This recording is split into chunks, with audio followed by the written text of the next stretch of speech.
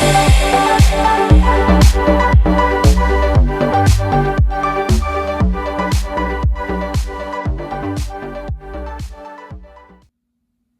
good afternoon, folks. Jesse Miller here again, and it's another wonderful day. So glad you joined me. I think we're going to have a lot of fun talking about worship sets need a theme, and that's what we're talking about today. That is a very strong and important thing that you have to know as a worship leader, is to build a strong theme.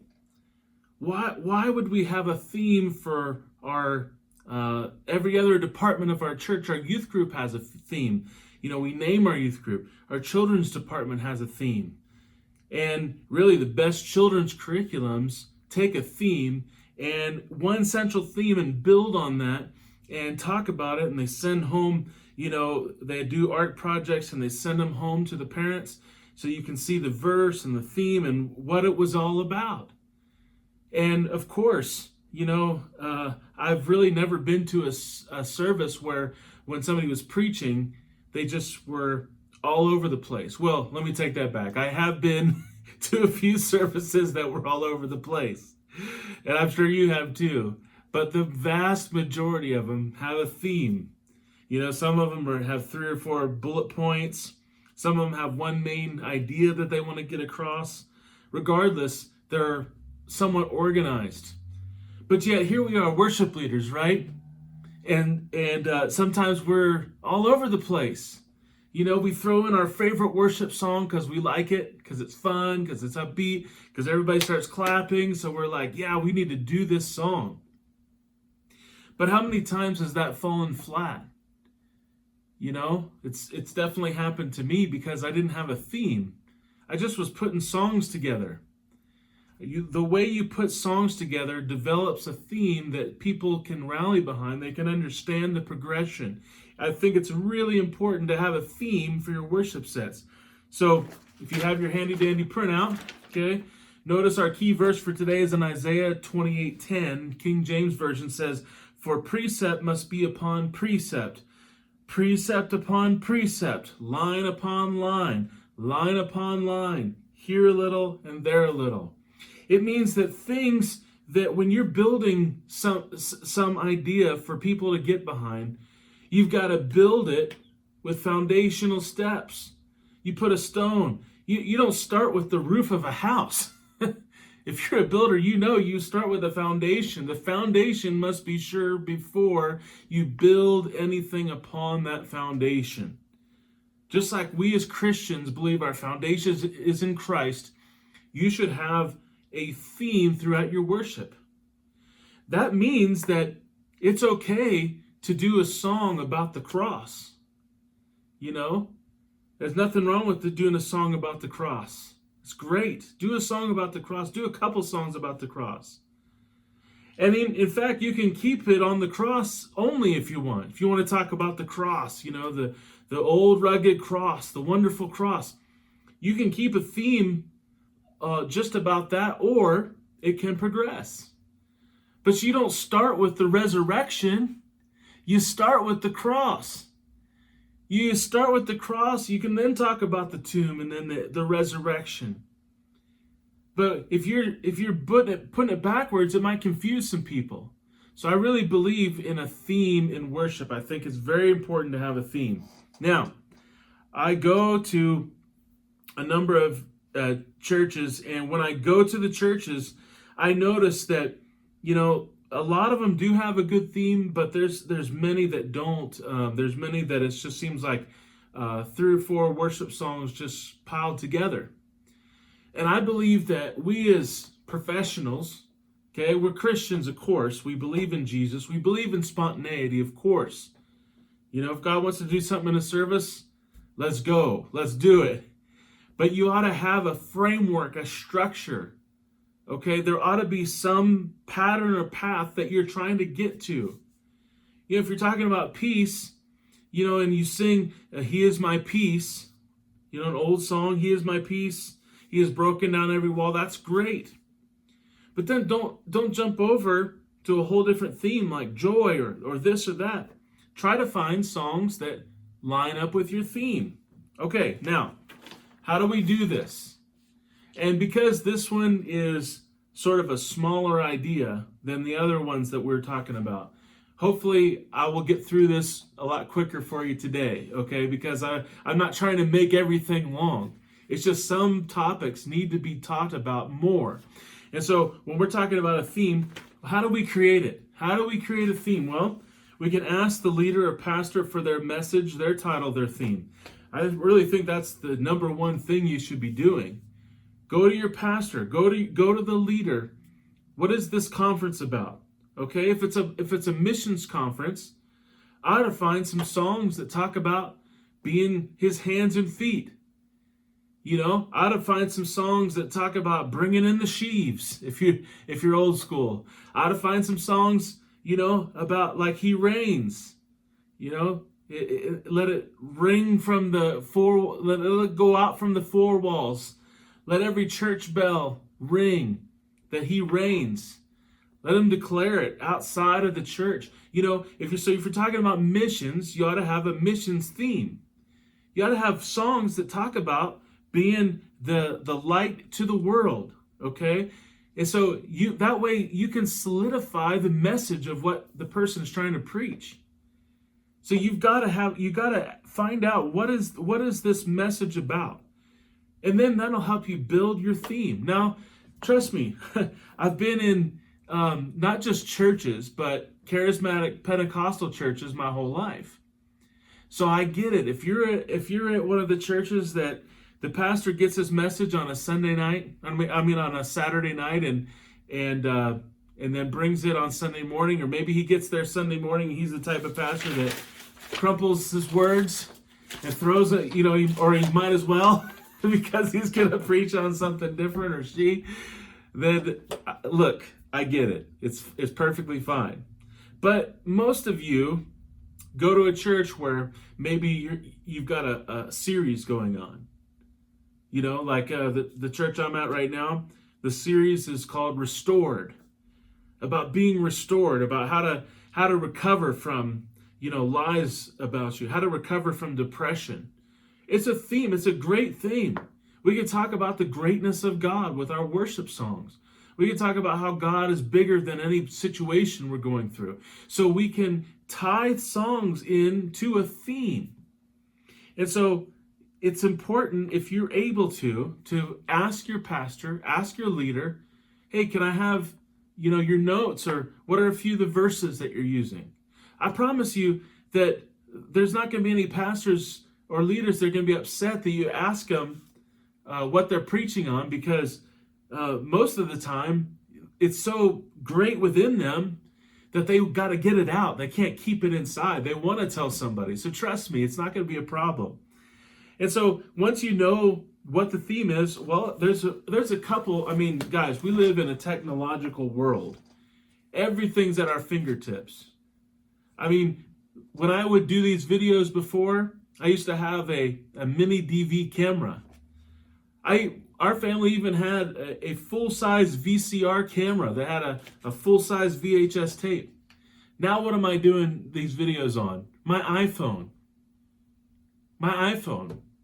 I mean, the picture quality is tremendous. And it does a great job.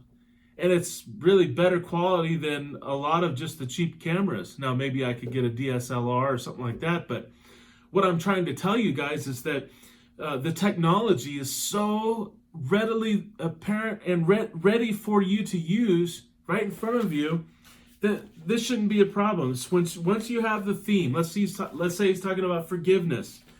You can use Song Select or whatever music database you use, or even hymnals. Hymnals have a theme section.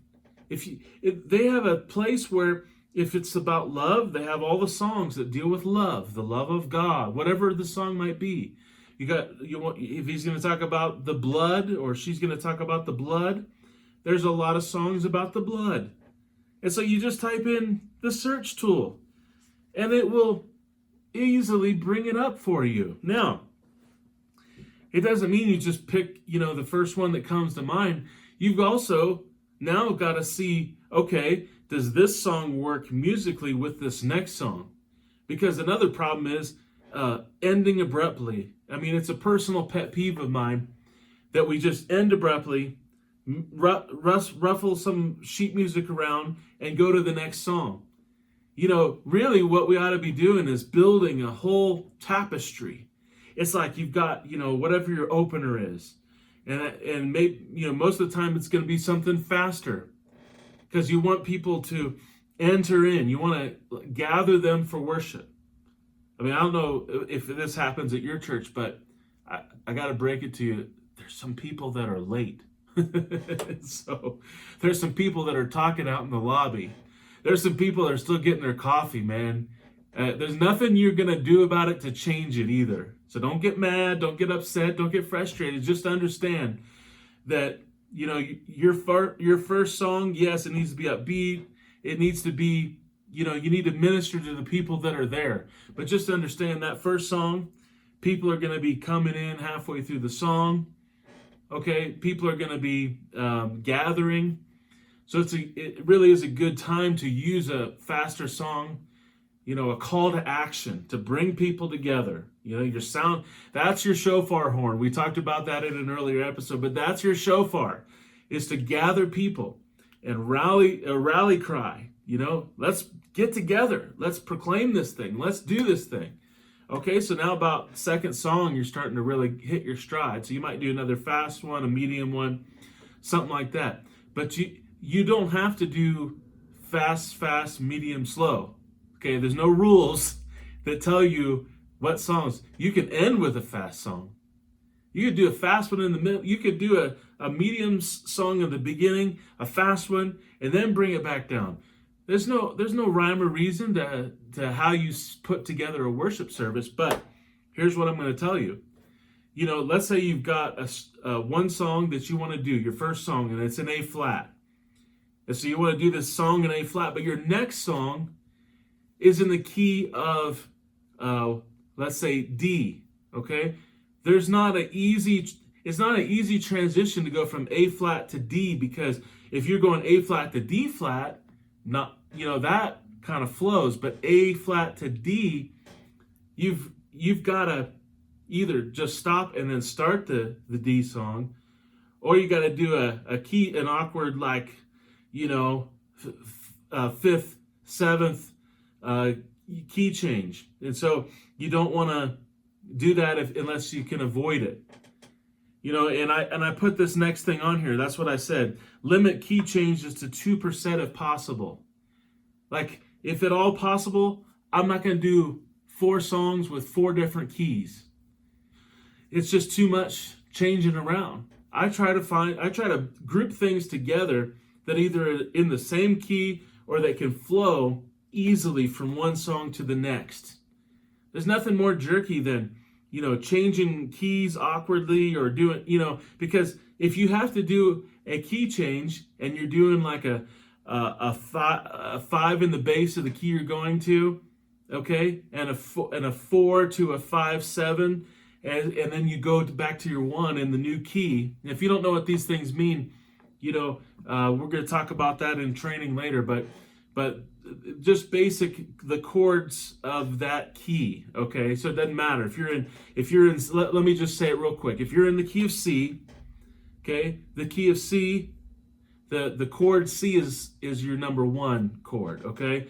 If you in the key of C, if you're on C and you go to an F is your 4, all right? That's number 4. And then G would be 5.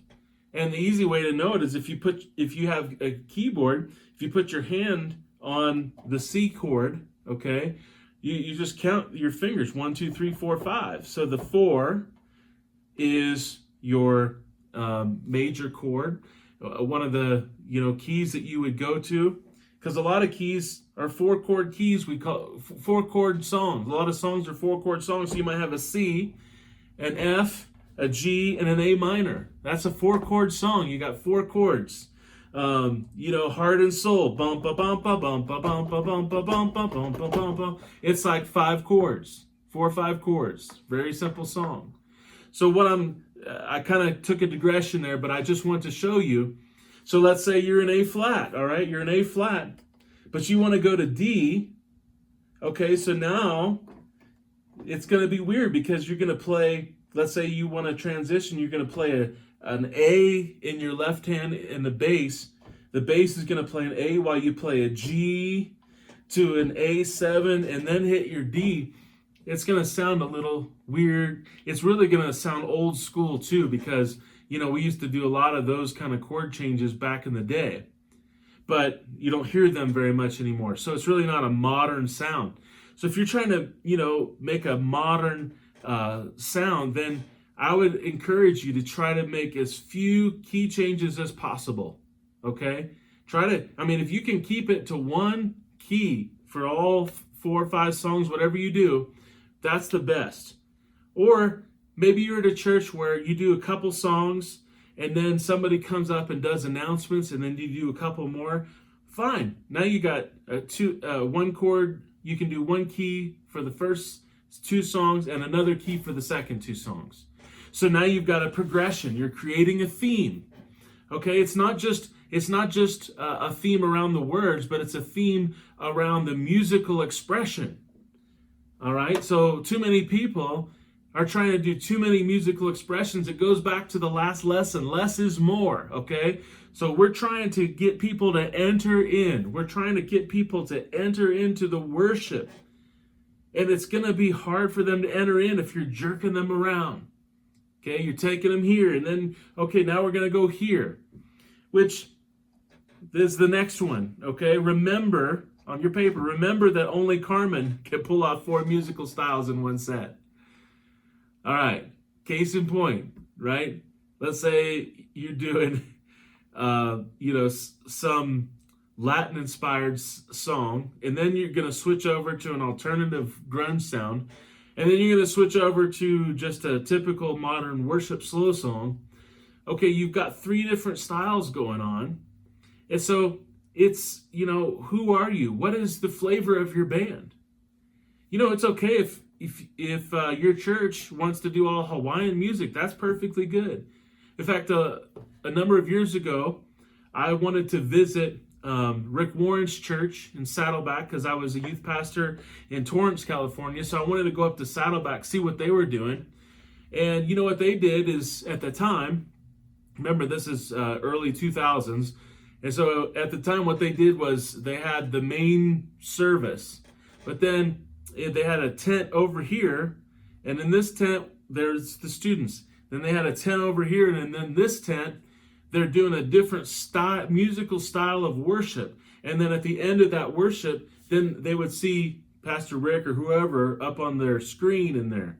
And so they were trying to attract people who identify, maybe it was country. I don't think they did country, but maybe you go to a cowboy church and you're trying to do some country worship. That's great, man.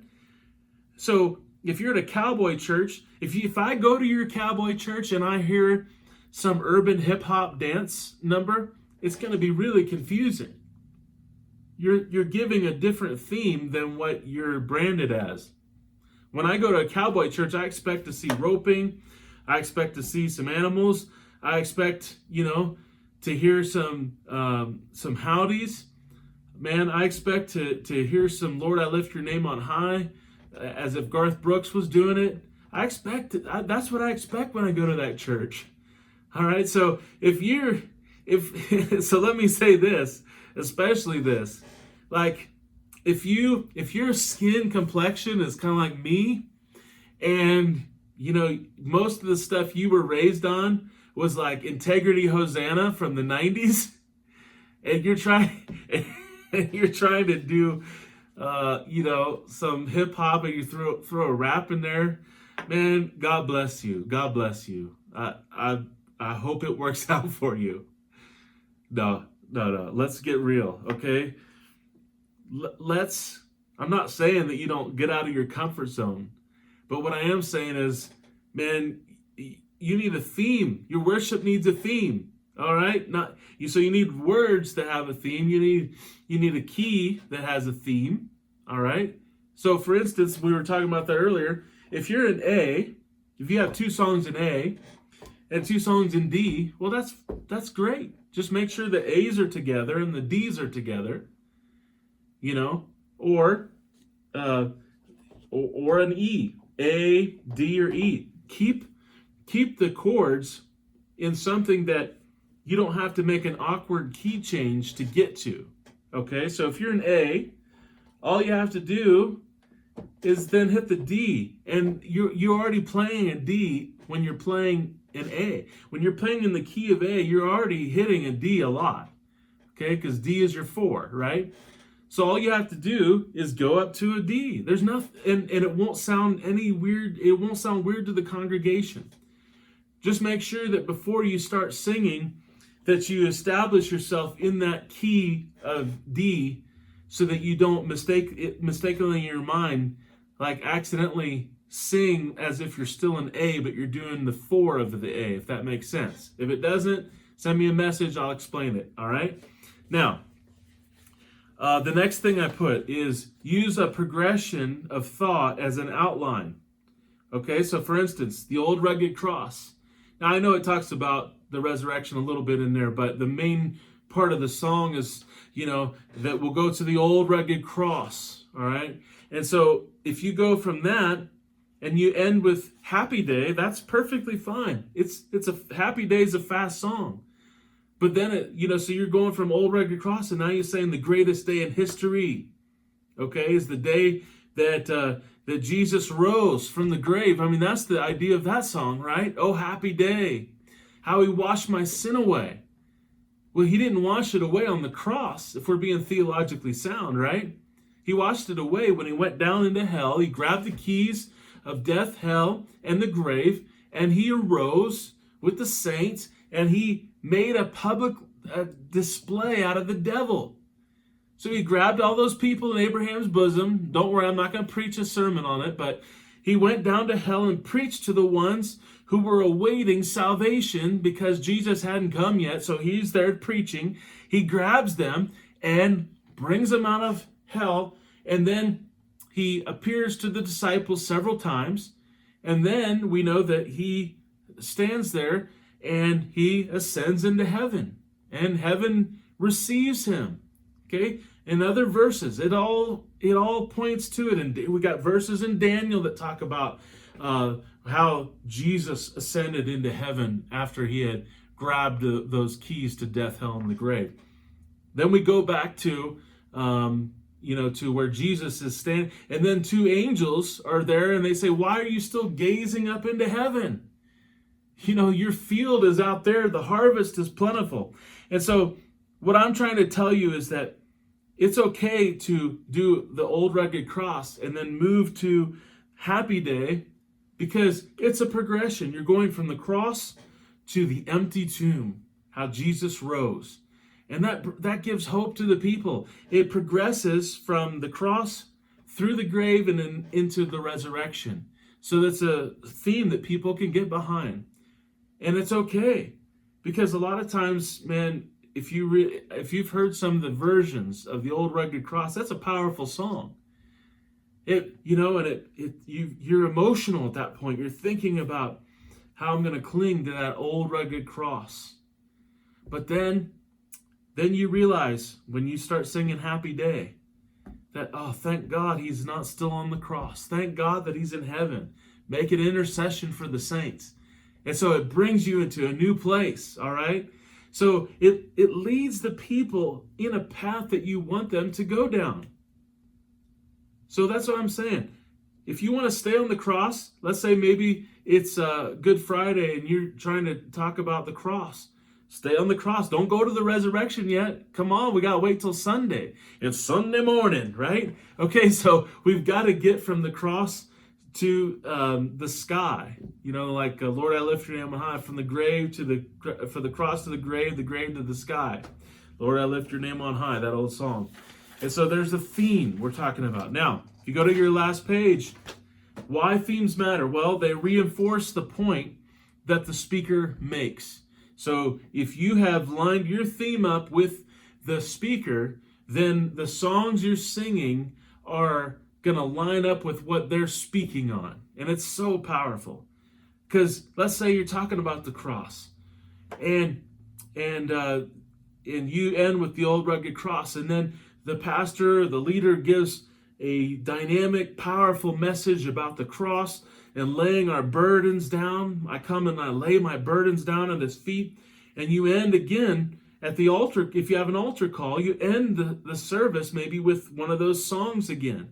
And it just reinforces in their mind about the cross and the sacrifice that Jesus made for us. So you can see how if you will use it to your advantage, it's a really powerful tool to keep a theme together. It reinforces the speaker's theme. The next thing, it leads the audience to a natural conclusion. It doesn't leave them hanging. They know exactly what you're talking about that Sunday. You know, if you're singing with kids and you're talking about the ark, yeah, the Lord told Noah to build him an arky. Okay, you do a song like that. So it reinforces the lesson that's being taught. It's no different. I mean, I'm 40, but I still have the same needs that I had when I was 8. You know, maybe I don't sing those same songs like that, but I still need reinforcement. I need a structure. I need a plan for my life. So you've got to understand the people coming to your services, they need something. And why did they come? Because you can fill that need through biblical worship and through biblical teaching from the Word of God. And it blesses them. It helps them. It encourages them. It keeps them going throughout the week. So we need that more than ever. Now, another thing, in a media-driven society, it's on your paper, they give an audience a predictable experience, much like every TV program and movie. You know, you wouldn't watch a movie. When you go to see a movie, you know, is this a children's movie? Is this an action movie? Is this a comedy movie? Is this a thriller? Is this a horror movie? Hopefully not going to those, but what I'm trying to tell you is you know, you may not know what the secret surprise is in the movie, but you know what to expect. If you're going to see a thriller, you know that it's trying to work on your emotions. If you go see a children's movie, you know it's going to have a predictable theme. You know it's going to, teach a life lesson, and it's going to be funny and lighthearted for the kids. If you go to a comedy, you know what to expect from a comedy. You don't halfway through a comedy all of a sudden turn it into a horror movie or a thriller, you know. Now, I've seen them mix them together, so it could be a comedy horror, like the Scream movies back in the day. But what I'm trying to tell you is you need to give them some kind of semi-predictable experience. So going back to the theme, if you have 1 week where it's, all Hawaiian style music, and then the next week it's all like heavy rock worship, and then the next week you decide, hey, we're going to do Bob Marley type hits. Every little thing's gonna be all right. I don't know if Bob Marley did that one, but you see what I'm saying? You've got to give people a predictable experience. What kind of church are you? What do you want to be? What do you want your worship sets to sound like? It's okay if you're trying to make a sound and you're trying to, make a predictable sound that when people come to, like not every church has to sound like Hillsong or Bethel or Elevation. Like you have your own sound. That's perfect. That's awesome. Man, God loves it when we have our own sound. Too many people sound exactly the same. So what are you doing to create a theme that they can get behind and then they can worship with, okay? Because there was a church when I was in Oklahoma going to school called Guts Church, all right? And they met at 6 and 8 p.m. on Sunday nights. They didn't have a Sunday morning service. They were trying to reach the brokenhearted. They were trying to reach people off the streets. It was a great ministry. But it was loud. It was, rock worship. I loved it. I was a young person. I loved it. It was awesome. 18 years old. I'm like, yeah, man, this is me. I love this. Not everybody's going to love that, okay? But that's what that church is about. You knew what to expect when you went there. You knew, if you don't like that style of music, like that's not the place for you. So you knew what to expect when you went there. You also know if you go to the Brooklyn Tabernacle, what style of music they're going to have at the Brooklyn Tabernacle Choir. You know what kind of style to expect. You don't have to wonder. I wonder what style they're going to do this Sunday. They do a predictable style. That's perfectly fine. People want predictable. People don't tune into one TV show to see how different it's going to be every week. They tune in because the show's well written and it has a theme, and you relatively know what to expect every week from that show. Some of the longest running shows on TV really never wavered from that plan.